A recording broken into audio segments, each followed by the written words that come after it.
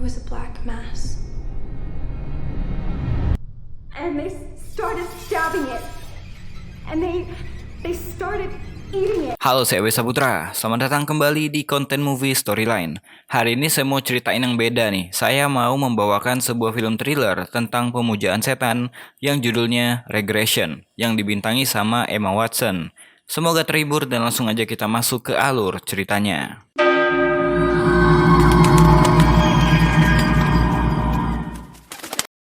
Kita mulai film ini dari sebuah fakta, bahwa dikatakan di awal tahun 1980, udah mulai muncul praktek ritual pemujaan setan di Amerika. Kepanikan dan kecurigaan terbesar di kalangan masyarakat dan film ini dibuat berdasarkan kejadian yang pernah terjadi. Minnesota, tahun 1990, seorang pria bernama John dipanggil ke kantor polisi. Alasan dia dipanggil adalah karena sebelumnya ada seorang pendeta datang dan mengabari kalau anaknya John yang bernama Angela tinggal di gereja karena alasan tertentu. Pendeta itu pun memberikan kepada kepala polisi sebuah dokumen yang berisikan sebuah pernyataan dari Angela anaknya yang mengatakan kalau dia dilecehkan oleh ayahnya sendiri. Seorang detektif bernama Bruce pun menginterogasinya. Berdasarkan pernyataan Angela di surat yang berkata kalau dia dilecehkan, John gak percaya dan dia mengakui gak mengingat apapun. Tapi John juga yakin kalau Angela gak pernah berkata bohong. John benar-benar gak ingat apa yang terjadi. Tapi dia ingat beberapa waktu terakhir Angela selalu menghindarinya dan dia pun berkata, mungkin aku melakukannya. Kepala polisi pun sampai heran, kenapa dia mengakuinya tapi gak mengingat apapun. Bruce pun meminta kepala polisi untuk mendatangkan seorang ahli psikologis dalam kasus ini. Sementara menunggu psikolog itu datang, Bruce bersama rekannya yang bernama Nesbitt dan juga pendeta Murray mendatangi rumah John. Di sana Bruce bertanya pada Rosie, orang tua dari John dan juga neneknya Angela. Sebelumnya Rosie udah dikasih tahu oleh pendeta, tapi ketika dia bertanya pada John anaknya, John pun marah dan menyangkal. Bruce kemudian izin pergi ke kamar Angela dan dia dipersilahkan. Di lantai atas, Bruce melihat kondisi rumah yang gelap dan berantakan. Sedangkan di kamar Angela terlihat normal seperti kamar anak perempuan pada umumnya. Dari jendelanya, Angela bisa melihat bengkel tempat ayahnya bekerja. Ketika itu Nesbitt menyusul Bruce dan berkata, kalau ini nggak benar karena mereka sebenarnya juga butuh surat perintah.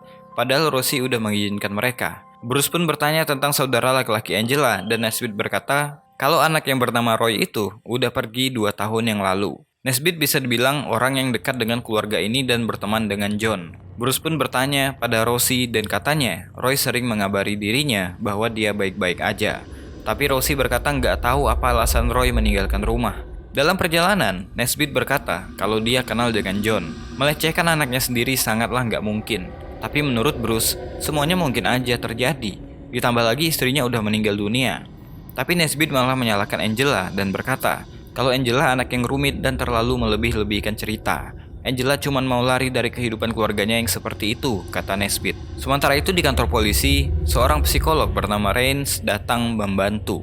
Dia berkata kondisi psikologis John sangat normal. Tapi kenapa dia nggak ingat sama kejadiannya? Itu yang masih menjadi pertanyaan. Ditambah lagi, John nggak mau pengacara. Artinya, dia nggak berusaha melindungi dirinya sendiri. Rains juga mengatakan pada Bruce bahwa apa yang dilakukan John bukanlah strategi. Malahan dia berusaha untuk bekerja sama. Menurut Rains, John mengalami ledakan emosi karena itulah dia nggak menemukan semua itu di kepalanya.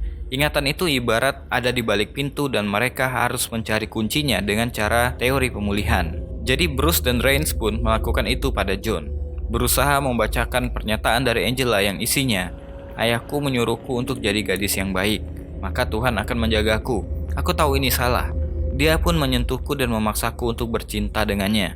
Aku ketakutan. Aku nggak tahu apa yang harus aku lakukan. Hal itu pun dilakukan berulang-ulang untuk merangsang ingatan John. Awalnya sangat sulit, tapi tiba-tiba John mengingat sesuatu. Dia berkata kalau dia melihat Angela di atas tempat tidurnya, kemudian mengikat tangan dan kakinya dengan tali hitam. Tapi yang membuat mereka bingung, John mengatakan kalau dia berada di samping tempat tidur. John berkata dia merasa mengambil gambar dengan kamera dan melihat wajah Nesbitt dalam ingatannya. Bruce pun kemudian mengejar Nesbitt dan berkata kalau namanya disebutkan oleh John. Dia pun kaget. Bruce pun memancing Nesbitt dengan berkata kalau dia udah melihat semua foto-fotonya dan menyuruh Nesbitt untuk mengaku.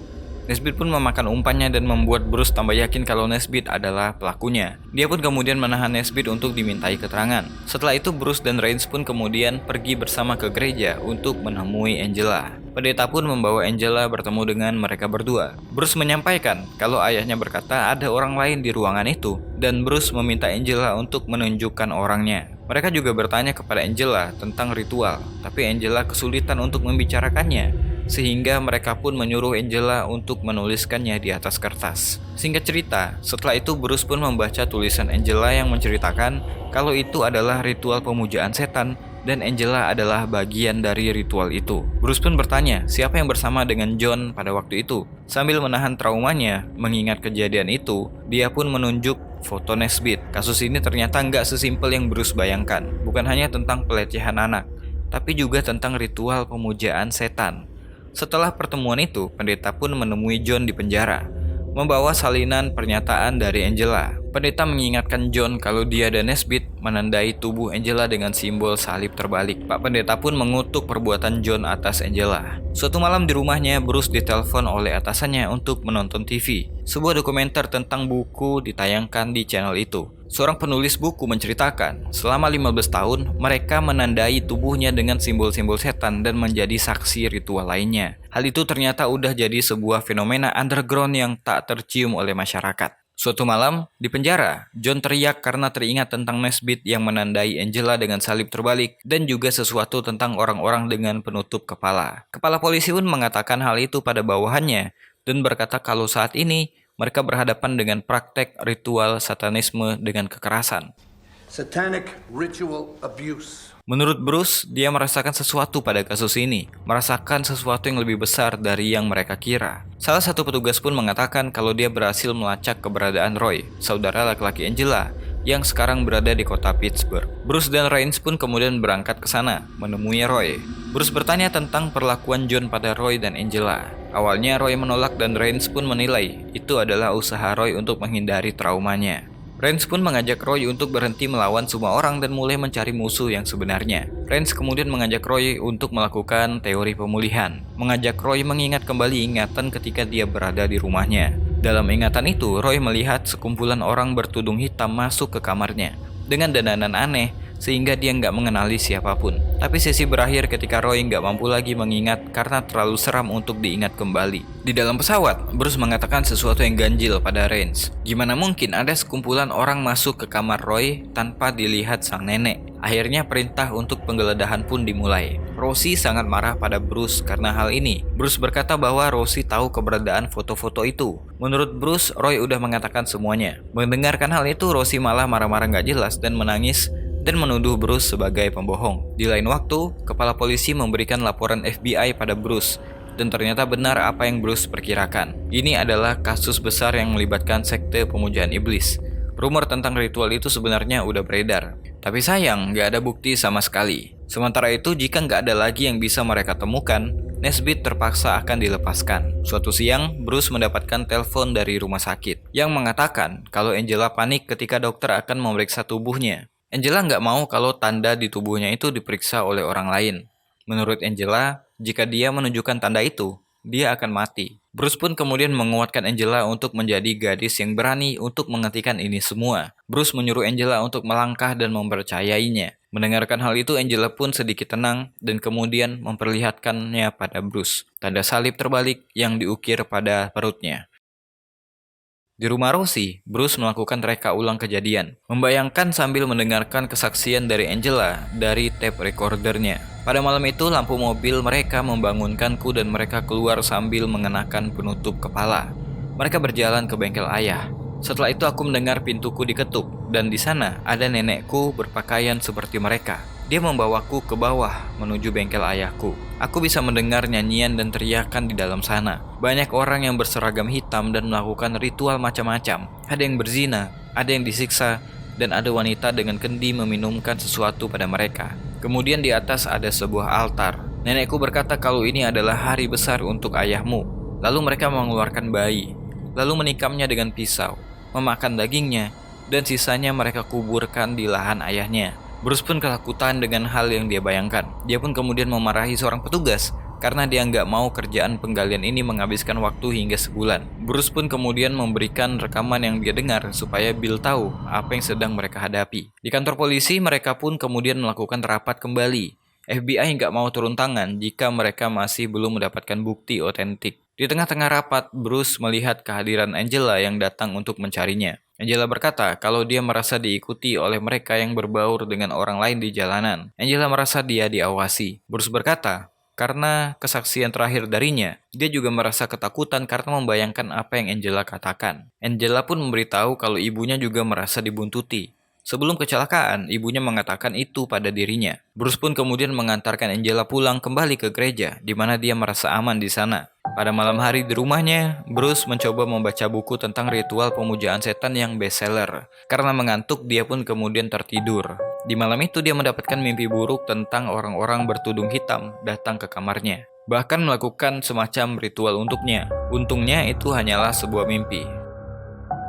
Suatu siang, Rosie dipertemukan dengan Angela. Di hadapan Bruce dan pendeta, Rosie menyuruh Angela mengatakan bahwa ini semua adalah salah paham. Angela pun berkata kalau ini semua terjadi karena Rosie nggak mengingat apa-apa. Rosie pun marah dan meminta untuk berbicara pada Roy karena cuma Roy yang tahu siapa dirinya yang sebenarnya. Rosie pun berkata kalau dia nggak mungkin membunuh bayi-bayi itu karena dia tahu siapa dirinya sendiri. Angela lagi-lagi berkata pada neneknya yang nggak akan ingat tentang kejadiannya sama seperti ayahnya. Sebelum meninggalkan gereja, neneknya mengatakan bahwa Angela akan menerima akibatnya setelah ini. Setelah kejadian itu, Bruce ngobrol dengan Rains dan berkata bahwa kasus ini nggak ada kemajuan apa-apa. Bahkan Bruce sampai berpikir mungkin ini ada kaitannya dengan fakta non-science seperti kerasukan iblis atau semacamnya. Sementara itu di perjalanan, Rosie melihat gambar-gambar yang digambar oleh John anaknya. Dia pun dinasihati oleh pendeta bahwa itu semua bukan diri Rosie yang sebenarnya. Pada malam hari, Bruce mendapatkan telepon di tengah malam, tapi nggak ada siapapun di sana. Dia pun kemudian menutup pintu dengan pistol yang selalu di dekatnya untuk jaga-jaga. Sementara itu di rumahnya, Rosie mendengarkan jeritan kucing kesayangannya, sehingga dia harus keluar mencari kucing itu yang suaranya berasal dari pintu bengkel John. Ketika menemukan kucingnya, dia pun dikagetkan dengan sosok kucing hitam. Rosie pun kaget dan langsung lari ke rumahnya. Setelah itu Rosie mulai mendengarkan suara-suara di kepalanya tentang apa yang udah dia lakukan di sekte. Karena nggak tahan dengan hal itu, dia pun kemudian terjun dari jendela lantai 2-nya. Polisi pun menyelidiki kasus itu pada pagi hari dan berpikir Rosie lari dari sesuatu sehingga terjun dari atas sana. Rosie yang nggak meninggal pun dirawat di rumah sakit di mana di sana dia dijenguk oleh Roy. Di sana Roy marah-marah pada Bruce dan yang lain, melarang mereka untuk berbicara lagi pada neneknya. Dia juga berkata kalau pemulihan spontan yang dikatakan Rains adalah palsu dan salah. Setelah diusir, mereka semua pun pergi. Rains mengajak Bruce untuk berbicara pada Roy di lain waktu. Tapi Pak Pendeta berkata kalau Roy udah termasuk menjadi bagian dari mereka. Semua ini adalah pekerjaan setan, katanya. Dia pun kemudian membagikan kalung salib pada mereka berdua dan Bruce pun mengambilnya. Rains berkata pada Bruce, kenapa kau nggak mengakui bahwa kau takut setengah mati? Kau udah nggak menggunakan akal sehatmu lagi, kata Rains. Di saat itu Bruce nggak sengaja melihat seseorang memperhatikannya dari kejauhan, kemudian pergi. Bruce saat itu mulai paranoid, menganggap ada orang yang mengawasinya. Saat di rumah dia kembali mendapatkan panggilan kosong, dan ternyata orang yang menelpon Bruce adalah Angela sendiri. Bruce pun kemudian mengingat-ingat kembali kata Angela yang berkata, kalau mereka sering menelpon di tengah malam sebagai peringatan untuk menjadi seperti mereka. Di malam itu, Bruce bermimpi kembali bertemu dengan seorang nenek dan orang-orang bertudung hitam, termasuk Nesbitt. Bruce melihat semacam ritual dan dia pun terbangun dari mimpinya, kemudian takut setengah mati. Pelan-pelan Bruce malah terpengaruh dengan kesaksian Angela dan mulai mengalami paranoid. Di kantor polisi pun Bruce kemudian menggila ketika dia melihat Nesbitt yang udah dibebaskan. Dia memang nggak akan bekerja lagi di sana. Tapi Bruce yakin kalau Nesbitt bersalah udah mengukir tanda salib terbalik di tubuh Angela.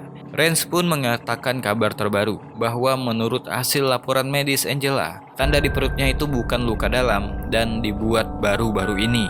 Artinya kemungkinan dia melukai dirinya sendiri. Rains berkata udah umum terjadi, korban yang ingin memperkuat kesaksiannya akan menambah sedikit detail. Bruce bersikeras bahwa apa yang dia yakini adalah benar, tapi kepala polisi menganggap kalau Bruce udah capek dan menyuruhnya untuk beristirahat dari kasus ini sementara waktu. Bruce pun setuju untuk itu, tapi dengan cepat dia menyadari sesuatu bahwa mungkin ada yang salah dengan dirinya. Dia pun kemudian kembali mendengarkan rekamannya. Sesaat mendengarkan kembali percakapan dengan John, Bruce pun sadar bahwa dia udah salah memotong pembicaraan John, bahwa ada informasi yang terputus di sana. Dia pun putar balik menuju penjara untuk menanyai John.